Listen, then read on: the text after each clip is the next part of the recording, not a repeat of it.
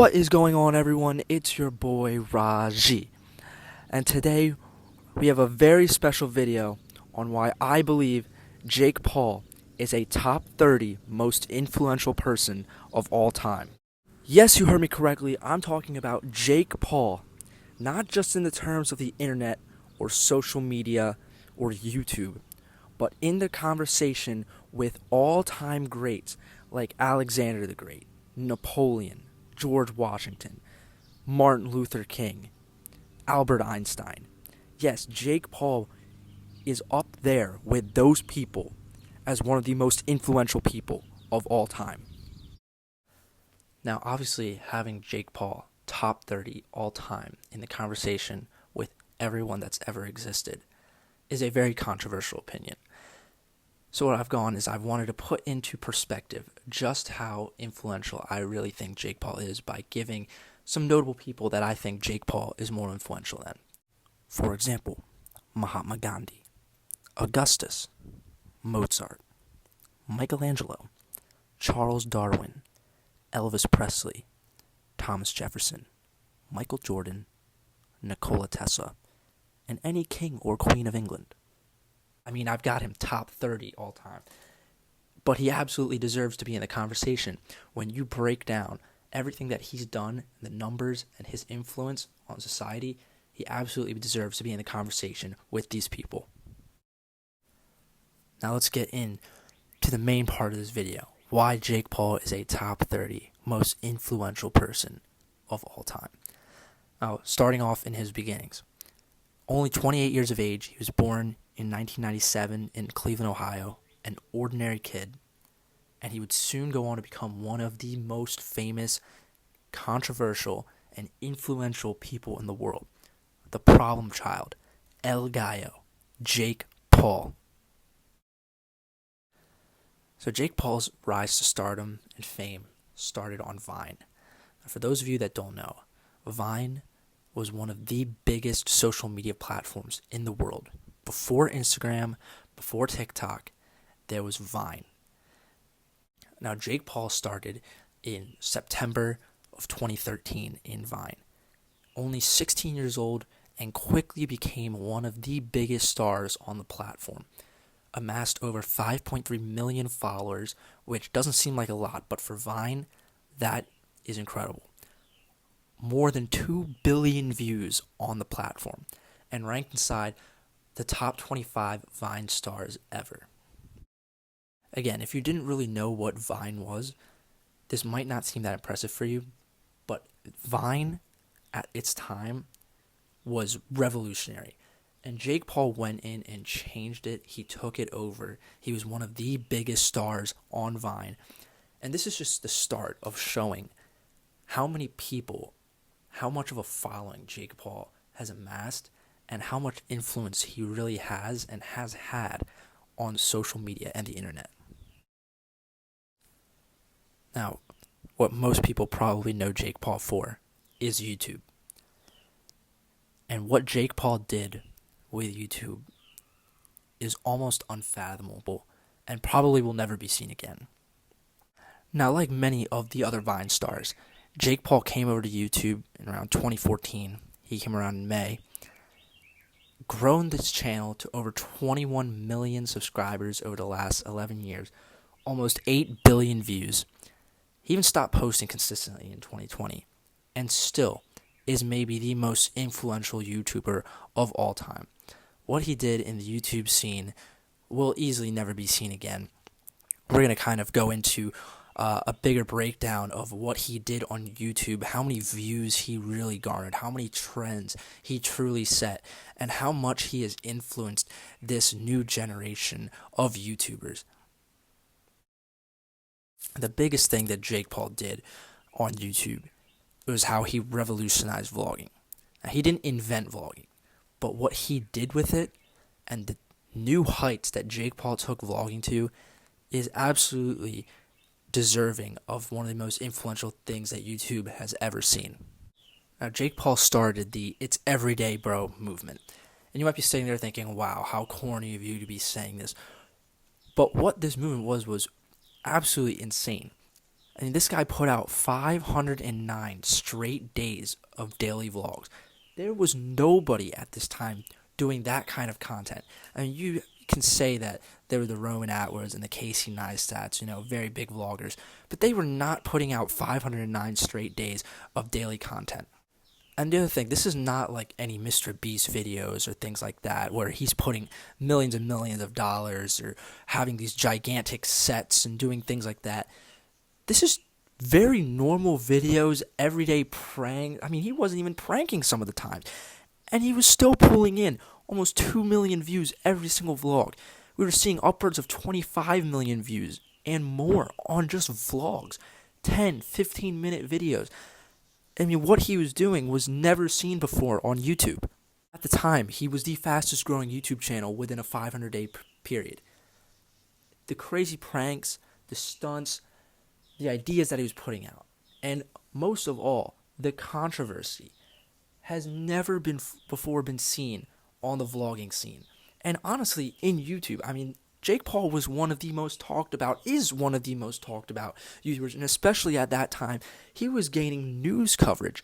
There were local news channels covering what Jake Paul was doing. That is how big he got.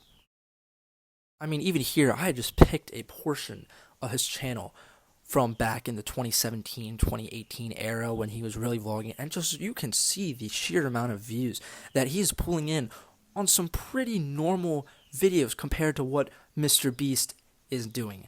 And this is, at the time, revolutionary numbers for what Jake Paul was doing. Now, we cannot talk about Jake Paul and YouTube without talking about the significance of It's Everyday Bro. Jake Paul's most popular video that he's ever put out, one of the most popular videos in YouTube history. When you think of YouTube 2017, 2018, you think of It's Everyday Bro. And this is one of the most iconic videos of our generation. You still have 22 and 23 and 24-year-olds that can probably sing this song word for word. And it kicked off one of the most popular eras in YouTube history. And this video dropped on May 30th of 2017. It is now sitting at a little over 300 million views, made in one day. It had some features from the rest of Team 10. Now, an influential person does not always have to be super lovable or super popular, super famous. Everybody wants to be him. Everyone wants to give him a hug. That's not always what influence is. And It's Everyday Bro just showed how influential Jake Paul was. You're looking at the 17th most disliked video of all time. Peaked at the 3rd most disliked video in YouTube history. And was actually ranked as one of the worst songs, actually the worst song, that came out in 2017 by Uproxx. Whether you think the song was good or not, that is influential. The sheer number of people that were tuned in to what Jake Paul was doing. And despite that, it still reached number 2 on the iTunes chart, charted on the Billboard Hot 100, and is an RIAA Platinum certified song. I mean, if that's not influence, I don't know what is. And the chain reaction that It's Everyday Bro set off in the coming months and year, you could say this is maybe one of the most influential videos of the era. This video alone set off a chain reaction that generated billions of views for creators across YouTube. So It's Everyday Bro led into diss track season, which is, without a doubt, one of the biggest and most popular periods in YouTube history. Now, It's Everyday Bro kicked it off, but Jake Paul released the first official diss track of the era with Logang Sucks on June 1st, 2017. And this diss track season really started with Jake and Logan Paul. That first video diss track from Jake Paul garnered 27 million views, and it was at the end of a 12-minute vlog video, right? Logan Paul will then respond with The Fall of Jake Paul 2 days later. That now gets 81 million views, with the rumors of a second verse that went viral. People were sitting on it, waiting on it, and these guys were at the peak of their content creation with this diss track season.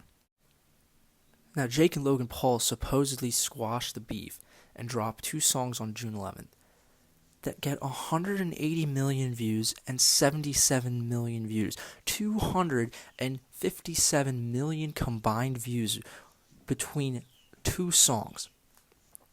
And then, on July 9th of 2017, Logan Paul finally drops The Fall of Jake Paul with the second verse, and it gets 294 million views. I mean, how do you look at these views and think that Jake Paul is not influential? He started this whole thing, and this is just between Jake and Logan Paul.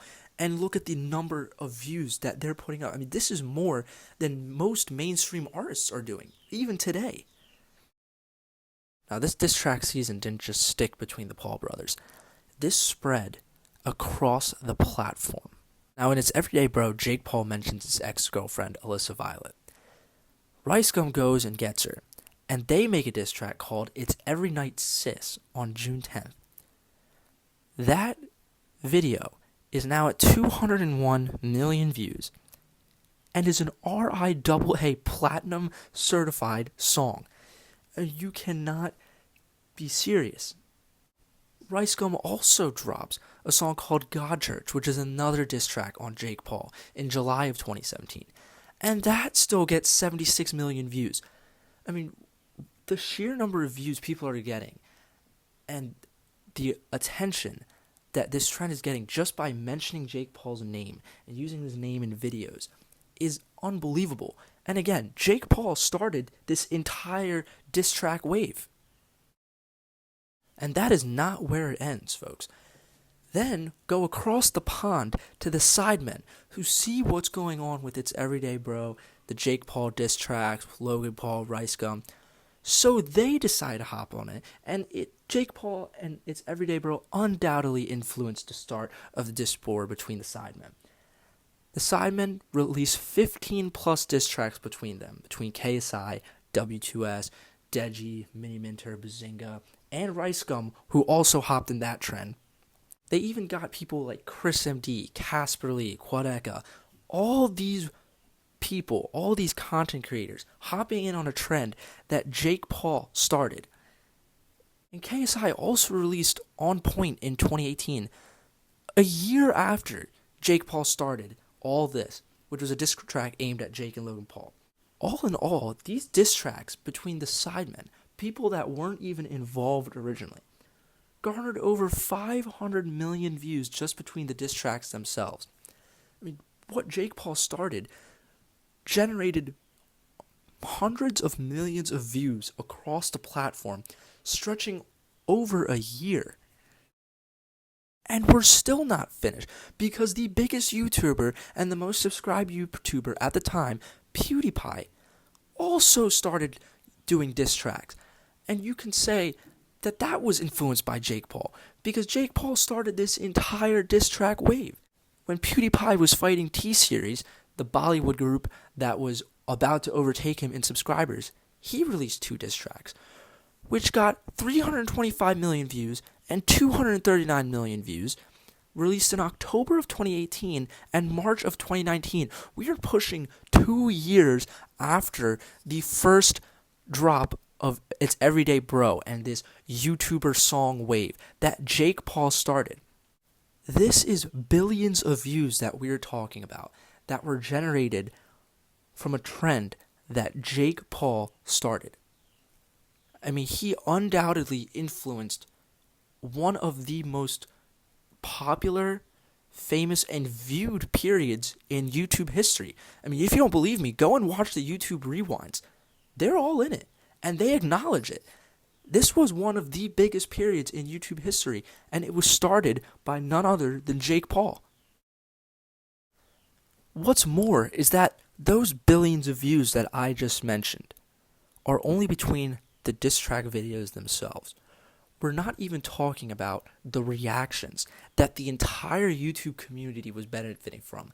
I mean, there were YouTubers from all different walks of content that were reacting to these diss tracks and posting them on YouTube and getting millions and millions of views. I mean, we're talking about YouTubers pulling 25 plus million views just for reacting to one of the diss tracks made by Jake Paul or Logan Paul or Rice Gum. PewDiePie was getting 50 million views just for mentioning Jake Paul or putting him in the thumbnail. The entire YouTube community, the entire world was talking about Jake Paul and the diss tracks during 2017 and 2018. I mean, it is without a doubt that Jake Paul started one of the most culturally significant moments in YouTube history. Billions of views generated, the number of YouTubers that were able to benefit from it. I mean, this period of YouTube was absolutely massive, and it was all started by Jake Paul. I mean, this is just a screenshot from PewDiePie's YouTube page. 4 videos with Jake Paul in the title. This is just 4. 48 million views, 18 million views, 13 million views, 11 million views. I mean, just using Jake Paul's name in the title is getting you views. Here's another random screenshot of reactions to Jake Paul's songs or reaction to diss tracks. Millions of views. I mean, Rice Gum got 29 million views just for reacting to Jake Paul's song. Who is this guy that's getting 1.7 million views? And here's another example. I mean, you probably can't even name 70% of the people on this screen. And then you look at the views just by using Jake Paul's name in the title. I mean, this guy was so influential at the time. You put his name in the title, and you're probably guaranteed 500,000 views. It's absolutely nuts. Now let's move on to one of Jake Paul's biggest and most influential projects, Team 10. Now you can sit there and argue the success of it, saying it was a failure, this and that. But when you really look at the numbers, you'll realize just how influential Jake Paul and Team 10 really was. Now, Team 10 started in 2016 by Jake Paul. And what it did for the content creators that joined it and that Jake Paul recruited is unbelievable. So Team 10 started in 2016, launched by Jake Paul. Over 30 different content creators came in throughout the years through Team 10. And what Jake Paul was able to do for some of them, a lot of them, is incredible and really shows the influence that Jake Paul has. Now, a perfect example of this would be the Dober twins, who many people don't know, but Jake Paul actually signed them in the early stages of Team 10. They are now at 37 million subscribers on YouTube, which is an unbelievable accomplishment. And that is greatly in part to what Jake Paul did for them at the start of their careers.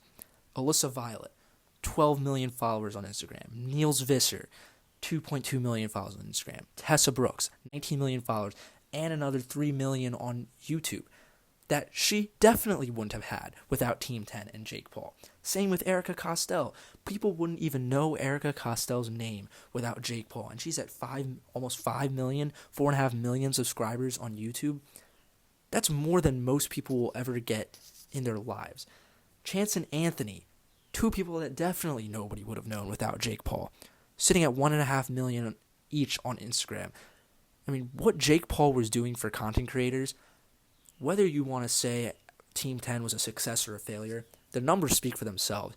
These people benefited greatly from Jake Paul and Team 10 and the influence that Jake Paul had. Now, another prominent part of Jake Paul's early career was Disney Channel. And again, you might be thinking, there's no possible way that Jake Paul could have had any influence on Disney Channel. But when you look at the numbers, you can really see how Jake Paul was affecting everything that he was doing. So he starred on the show Bizaardvark that first aired on June 24th in 2016. Now, he was very popular on YouTube when this first started. And that showed in the first season numbers, 2.41 million viewers in the first season, 1.49 million viewers in the premiere of the second season. Now, Jake Paul leaves Disney Channel after the second season of Bizaardvark. And what do you know?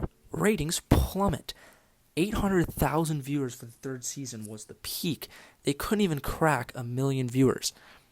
Jake Paul was single-handedly carrying the ratings of this show. That, by the way, wasn't even good. I mean, Bizaardvark doesn't even deserve 2.41 million viewers in a season on any episode, and yet it did that because of Jake Paul. Oh, and you might know someone by the name of Olivia Rodrigo, which we'll get into later, but yeah, she actually co-starred on the show with Jake Paul. Ethan Wacker was another person that he helped to put on the map. I mean, Jake Paul was carrying this entire show on Disney Channel, one of the biggest television networks in U.S. cable.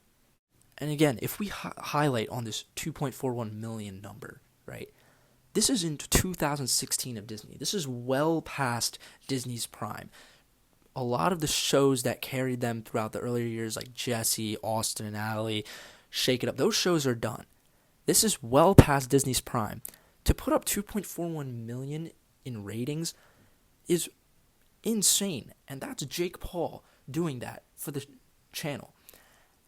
I mean, Bizaardvark, a show, again, that really wasn't that good, is outperforming major draw shows like Girl Meets World, a spin-off of one of Disney's most popular shows ever in Boy Meets World, and Bunked, which is a spin-off of Jessie, another one of Disney's most popular shows ever. Now, something I briefly mentioned during the Disney Channel segment was that Jake Paul co-starred with someone named Olivia Rodrigo, who is now one of the biggest pop stars in the world. And now, onto the phase that really cemented Jake Paul as one of the most influential people of all time. And that's what he did in the sport of boxing. Now, it's important to emphasize what the sport of boxing was before Jake Paul. Before Jake Paul, boxing was one of the biggest sports in the world. I mean, it was putting up viewership and ratings on par with what the Olympics, the Super Bowl, soccer, big-time sports were doing. It was getting billions of viewers globally.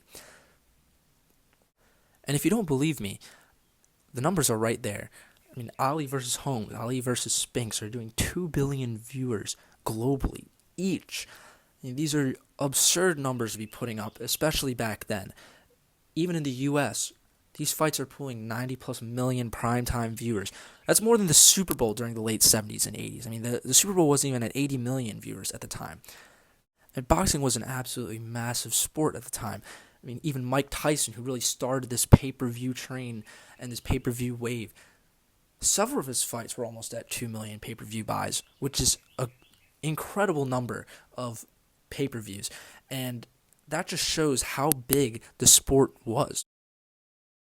However, after 2005, boxing as a sport started dying. New champions were prioritizing perfect records over making the right fights. I mean, a perfect example of that is Mayweather versus Pacquiao, which should have happened years before 2015. And by the time they finally fought, they were both old, and the fight was terrible. Even though it got 4.6 million buys, the fight wasn't good. I mean, one of the biggest fights of the 2010s had to come from a UFC and boxing crossover in Mayweather versus McGregor. I mean, pure boxing champions fighting couldn't even pull in enough views. Viewership was way down. I mean, the Fury Wilder trilogy, which was some of the best heavyweight boxing of this time period, didn't even crack over 30 million global viewers. It's such a downfall from what the sport was in the 90s and the 80s, getting hundreds of millions of views, sometimes over 1 billion views, and now some of the biggest fights aren't even getting 50 million views. On top of that, they're getting smashed in the ratings by UFC.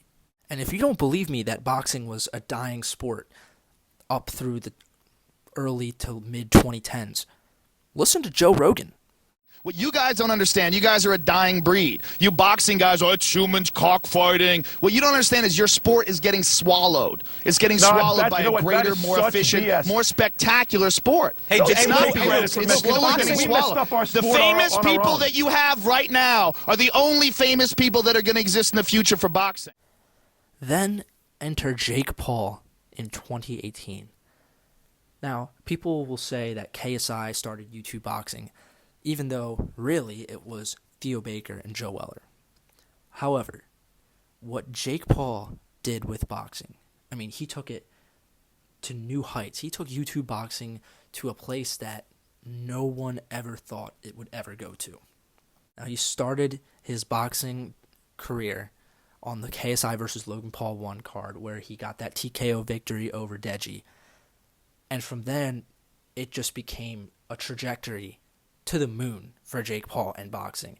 And what he did for the sport from there is just absolutely incredible. He started fighting combat sports legends and really distancing himself from that quote-unquote YouTube boxing scene. He's now 11-1 professionally, and that only loss was a split decision against Tommy Fury. And there could be an argument that could have been a draw. But again, a very, very close fight that he lost. Since 2018, viral knockouts against people like Nate Robinson, Ben Askren, Andre August. And I mean, Jake Paul wasn't just fighting these guys and, dancing around the ring. He was putting these guys on the floor, knocking down guys like Anderson Silva, Nate Diaz, knocking down Tommy Fury. I mean, what he was doing was never expected from what was supposed to just be a YouTube boxing thing just for a quick money grab. This was new heights that no one ever expected, and that was Jake Paul doing that. And the world absolutely took notice to what Jake Paul was doing. I mean, major news outlets and social media platforms were posting him. ESPN, Bleacher Report. He was doing interviews with CNN. He's on the Piers Morgan show. And he was a global sensation. He won the Showtime and ESPN Ringside Knockout of the Year as a quote-unquote YouTuber. He's on the cover of Sports Illustrated magazine, Breakout Boxer of the Year. I mean, even look at that magazine title. Look what's on it. The 50 most influential figures in sports. It's not even just me saying this kind of thing. There are people in the back of their minds thinking, wow, what Jake Paul is doing is truly never been seen before. It's truly influential. I mean, a YouTuber became one of the highest paid athletes in the world. And that's from Forbes, not me. And he's top 5 highest paid active boxer. He's doing better than some of these guys that have been putting on the gloves since they were 2 years old. It's absolutely insane to think about. Done it from time to time, just haven't been.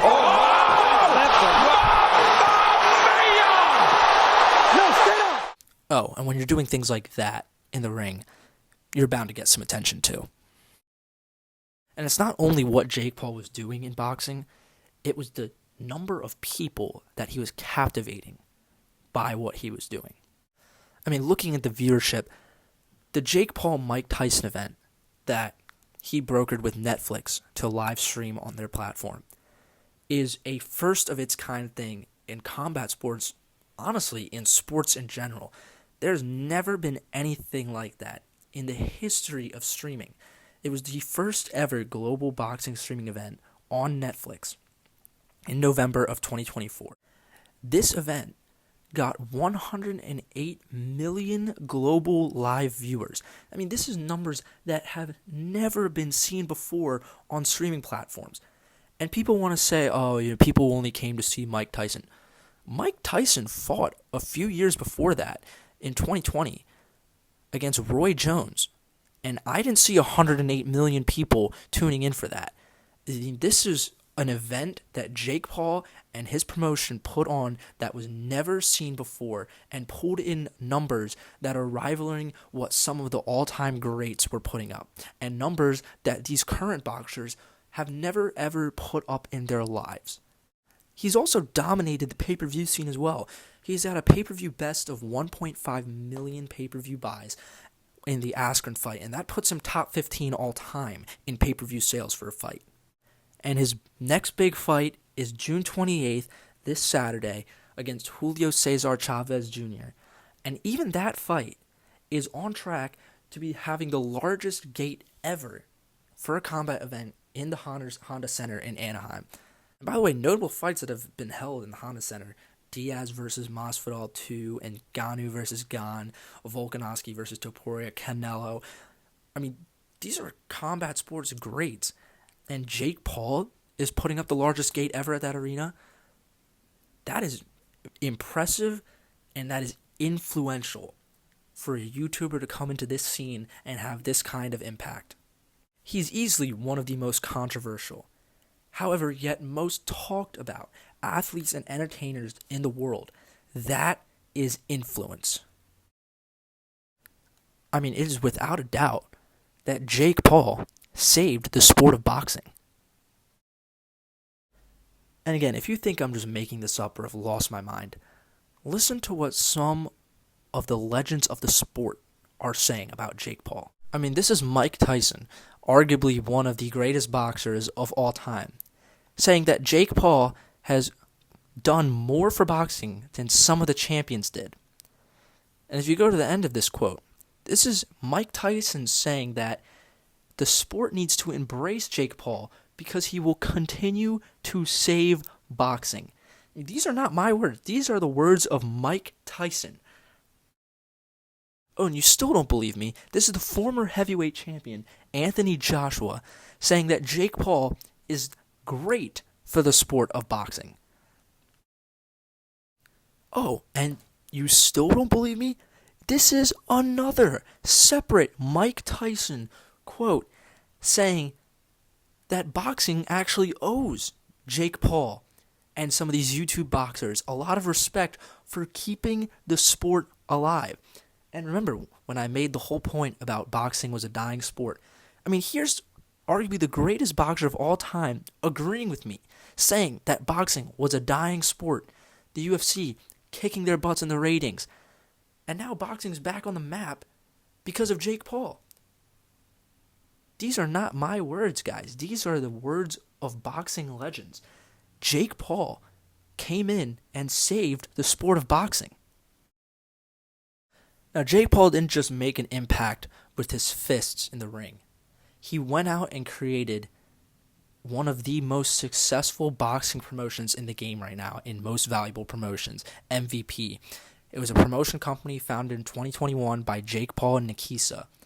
And this promotion has absolutely changed the trajectory of how fighters are paid, how fighters are treated, and ultimately revolutionized promotion in boxing.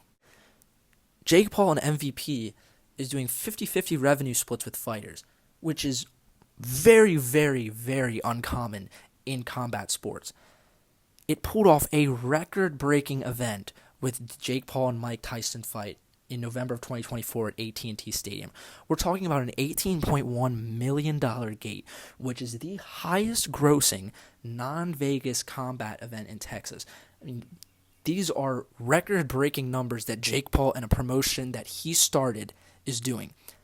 By the way, that event that MVP and Jake Paul put on, the most streamed sporting event in United States history. I mean, guys, I don't know what influence is if this isn't it. There's no other promotion doing things like getting a Netflix live stream, the first of its kind, that absolutely changed how sports are going to be viewed in the U.S., in the world. That was Jake Paul and Most Valuable Promotions. And Jake Paul was not only doing this for himself and for the men's sport. He completely changed the women's boxing scene forever. And what Jake Paul and Most Valuable Promotions did in women's boxing ultimately changed women's sports. Prime example of this is Amanda Serrano, who is one of the biggest and best women's boxers in the world. And before MVP, she wasn't getting primetime spots. She wasn't getting paid fairly for how good she was and the champion that she was. And Jake Paul came in, took her under her wing, signed her to MVP, and was able to grow the women's sport through her. He helped Amanda Serrano land huge historic fights with Katie Taylor, the first ever women's headline at the Madison Square Garden in April of 2022.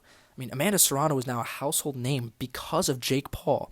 He helped secure Amanda Serrano 7-figure purses when She wasn't even seeing $4,000 for title fights. That is because of Jake Paul. And again, if you think that I'm making this up, listen to it from Amanda Serrano herself and how grateful she is that she signed with Jake Paul and MVP. Got a chance to be with Jake Paul because when I met Jake Paul and Nikisa, they told me where they wanted to go. They asked me how much I was getting paid, what you want to do in the sport, and whatever. They made sure the first card that I was co-main event at, he said, I want the whole card to make the most money that they made. Wow. So he paid me the most money I got paid. Oh, wow. But before that, how much have you, what was your biggest payday before MVP? Definitely not 7 figures, way less than that. Right. You know, I got paid $4,000 for world title fights. I got paid $4,000?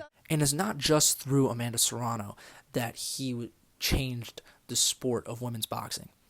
He gave women boxers and fighters so many more opportunities as main and co-main events on massive cards, which has never been seen before in boxing. 74 million people watched Taylor versus Serrano 2 on an MVP promoted card.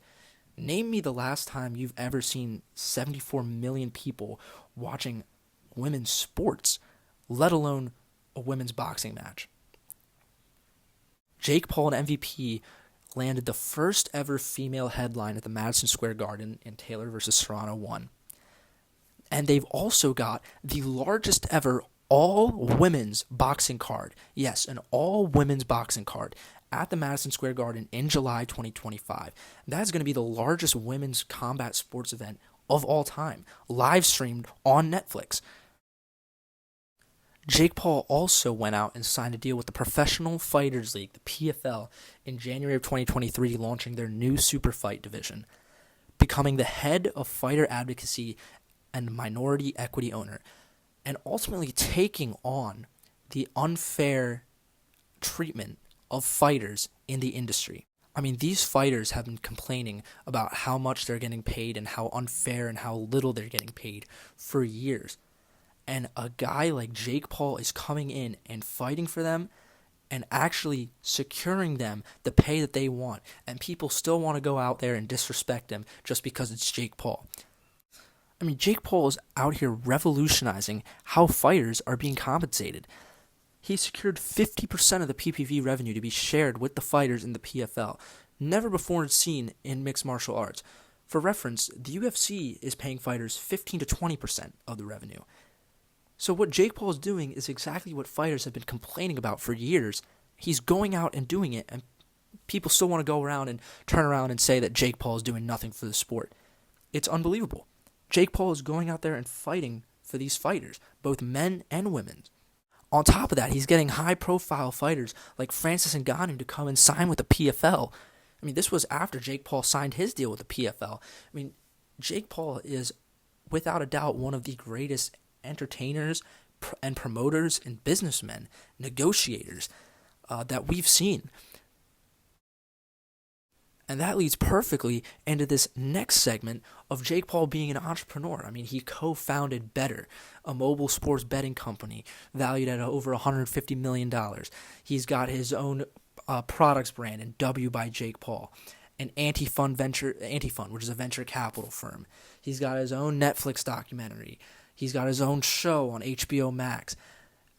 In music as well, he's a platinum certified artist. He's got a song inside the Hot 100.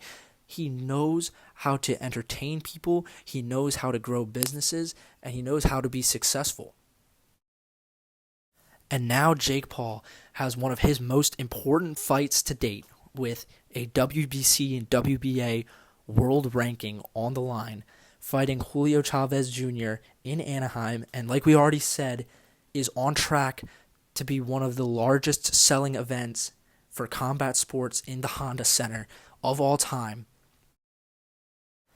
Just to recap, Jake Paul started out as a Vine star in 2013, went on to become one of the most influential content creators that the internet has ever seen. And as a quote-unquote YouTuber, goes out and saves an entire sport a dying sport in boxing, a sport that used to be on top of the world, billions of global viewerships, competing with some of the most watched sports in the world. And Jake Paul went out and saved that sport from dying. And in the process, revolutionized women's sports, advocating, fighting, and actually securing equal pay. In some cases, the women even getting paid more than the men. Something that people have been fighting for decades. Jake Paul went out there and is accomplishing. And people still want to disrespect Jake Paul just because it's Jake Paul. I mean, the guy is a modern day Leonardo da Vinci with all the different avenues he went over and conquered, all the different spaces he stepped foot into and became the best at. And Jake Paul is one of the greatest content creators, businessmen, promoters, athletes, and entertainers of our time. And when you look at the facts, the numbers, the data, everything that this video has shown and portrayed, the problem child, El Gallo de Dorado, Jake Paul, is undoubtedly a top 30 most influential person of all time. Thank you guys so much for watching. If you made it this long into the video, I know it was very controversial and went a little bit longer than I expected, but maybe you've now had a change of heart when it comes to Jake Paul. And like I said earlier in the video, I do have my top 30 most influential people of all time list ready to go. So maybe if this video does well, I'll go ahead and drop that to kind of show who I have ranked above Jake Paul as well. Please take a moment to like and subscribe, and maybe take a look at some of my other socials in the links down below. Thank you guys again for watching, and we'll see you in the next video.